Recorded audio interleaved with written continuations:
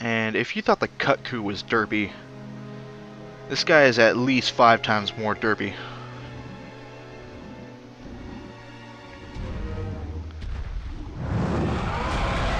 The retard run is something to be very much feared. And the tail right there is the weakness of this guy. And because his hide is technically rubber, electric attacks aren't going to do much to him. Fire is the way to go.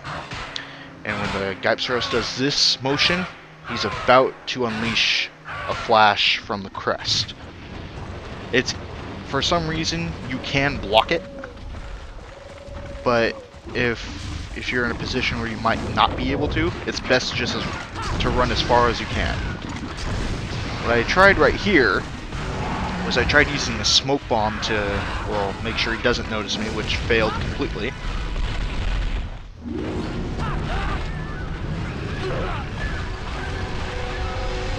And another thing that's really annoying about this monster is that if it does its little pecking motion right there, and he hits you, you could steal an item. So, for that matter, it might be a good idea to bring along 1 or 2 items that you do not need at all. Something that's kind of expendable in case something does get stolen. If that gets stolen, then it's probably not going to be a big deal.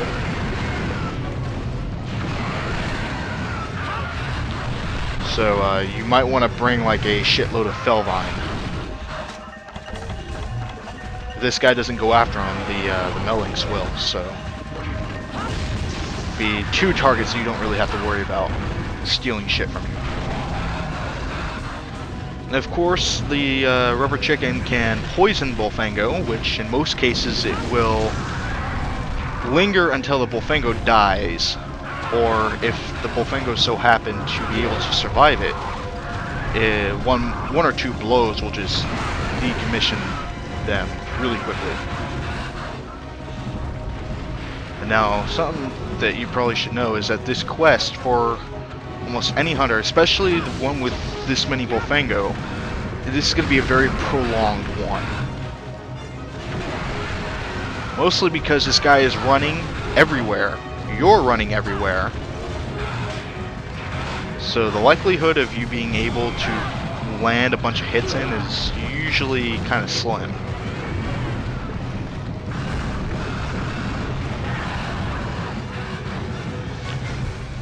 And again, the herbal medicines will come in great handy, particularly with this monster or any other poison monster that you meet. And of course, you got hitboxes right there that really do not help.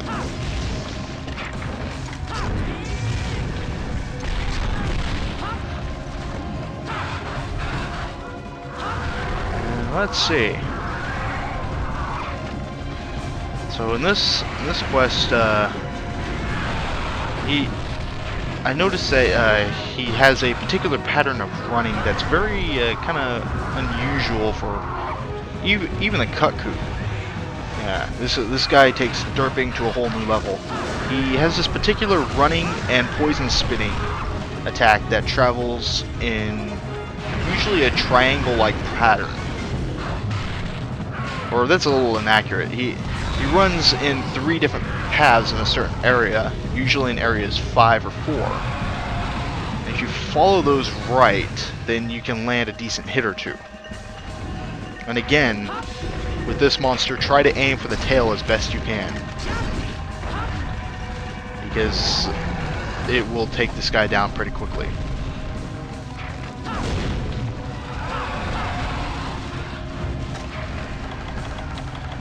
While doing this recording, I had an option to upgrade to the Golem Blade from Dragon Agito to Golem. The reason why I didn't do it is because the Golem Blade's sharpness actually is lower than the Dragon Agito, even though it's much stronger. But because of a weapon constantly bouncing off a monster's hide, it's not a good thing. You want to try balancing the amount of sharpness your weapon has with its attack power. That way you can be more efficient in distributing your damage.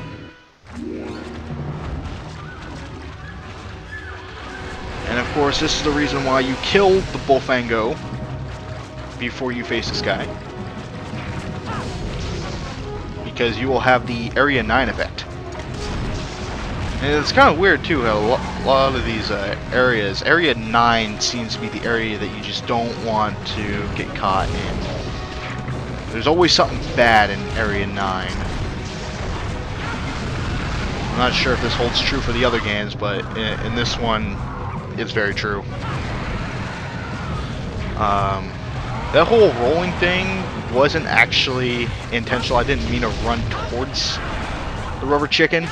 I actually meant to roll away, but sometimes I get kind of mixed up in the controls with the analog stick, and so I meant to roll away from him.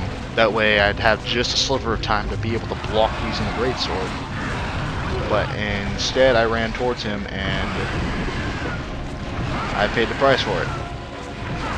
And this is where herbal medicine saves the day. For real. Poisoned and got a chicken and a Bullfango coming after me. Now if I didn't take that herbal medicine, that blow would have most likely have me carded.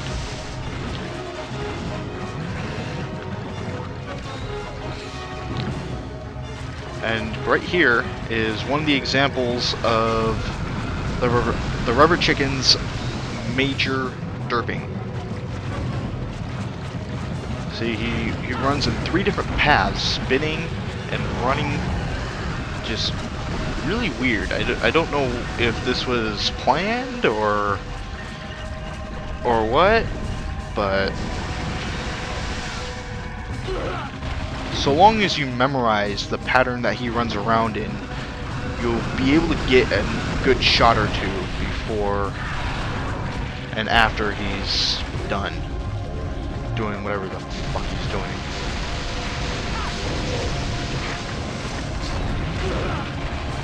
And also while he's doing this, if he's running around, it gives you an opportunity to sharpen your weapon and heal.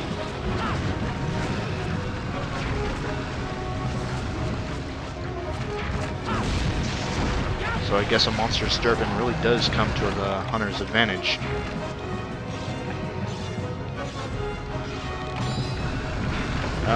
For your entertainment, this is actually the second voice recording that I've done over this video.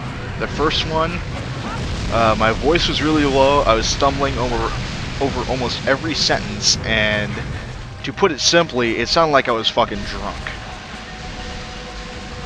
Which I told that to a couple of my friends, and they just started busting up laughing.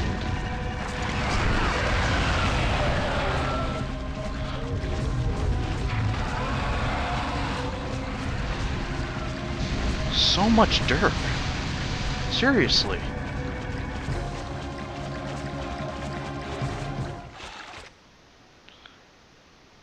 If there's any monster that's more derpy than this one, I would love to see it. I really would. I really don't think there is, though. I'm searching through my memory of every monster possible, and I'm drawing a blank.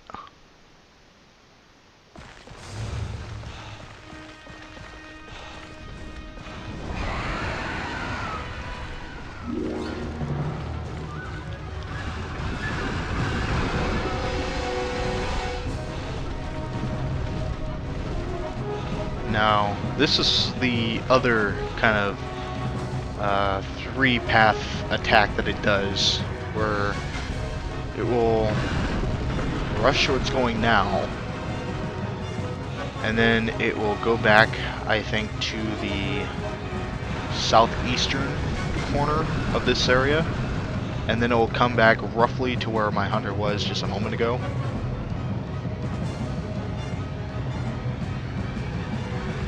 And this monster, for some reason, it likes to hover a lot, even when it isn't preparing to do such an absurd little battle maneuver, or whatever the hell it's called.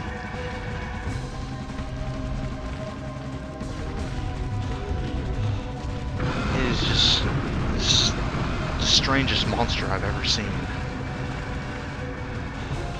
Even stranger than a Kizu, and That's pretty serious.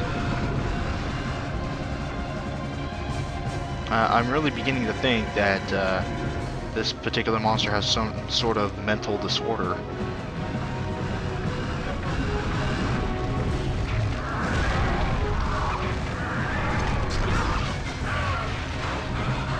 And you know that you have to do pretty bad when your derp level even exceeds a Yin Kaku. Really.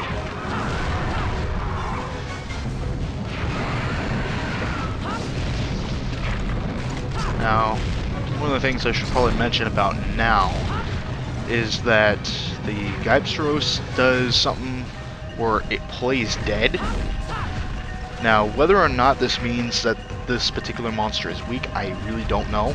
It could be. It seemed to indicate it in this case. But when it plays dead is a time where it's better to throw an object at him than to rush up and hit him, because he will start to flail about. And if he so happens to hit you, it's gonna hurt a lot.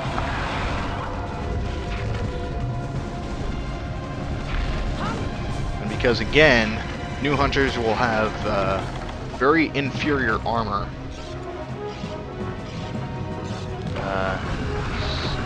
So they're likely to get even more badly hurt. And if that's the case, I really hope to get in a recording of it. That way it will provide entertainment for all of us.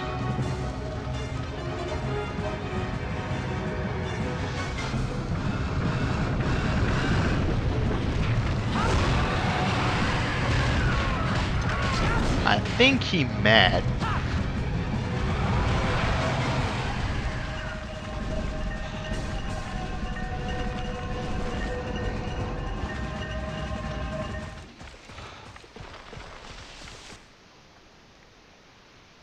Monster has so much derp, I think I'm starting to catch it.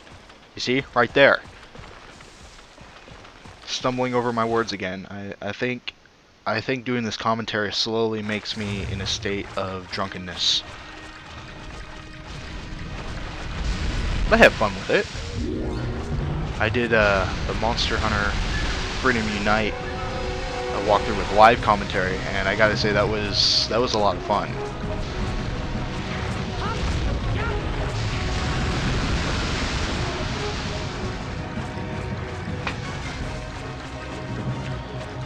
And of course, he's doing whatever the fuck he wants to do.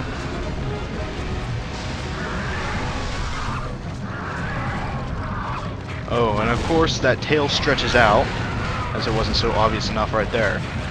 So if he's spinning around, it's pretty much the best option you have is to not go anywhere near it. Because, you know, hit boxes.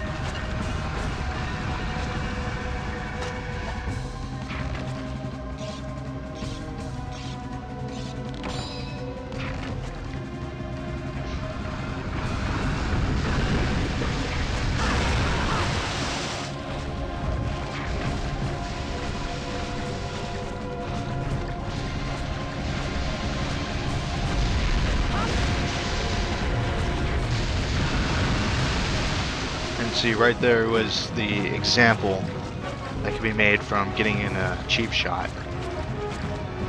And if you really don't like wasting time watching him just running around like this, there is also the chance that you can make him flinch too when you hit him like that. So you might get lucky. I don't know. You might. And of course, that poisoning before was a complete fuck up of judgment from my end.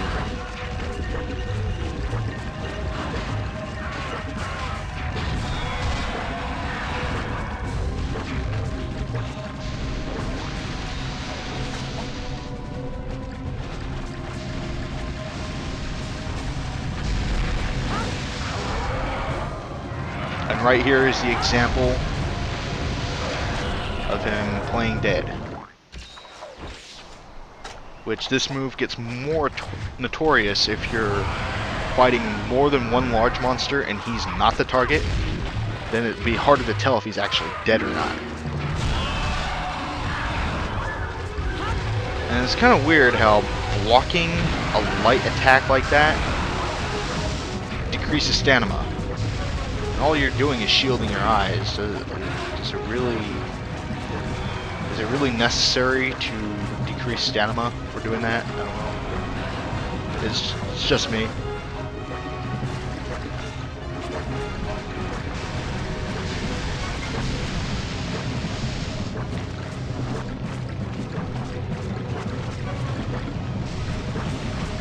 And now I believe this should be the blow that about ends it.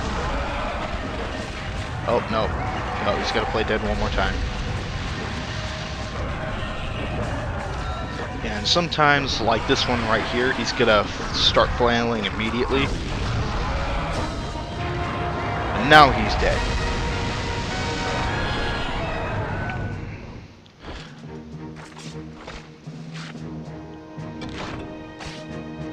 And light crystal, which is probably the rarest item that you can get off of him in low rank in village quests anyway.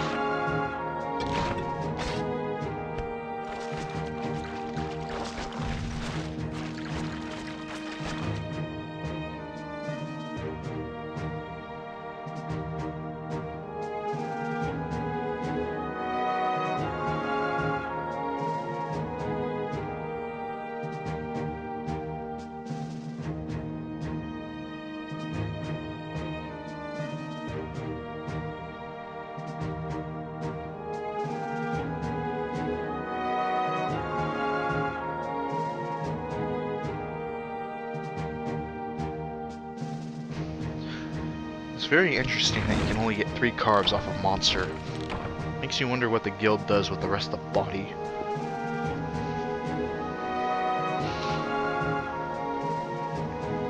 I mean, do they eat it? Do they carve off parts and use it like game? And they mount the heads on the walls? Do they molest it, or what? Makes you wonder.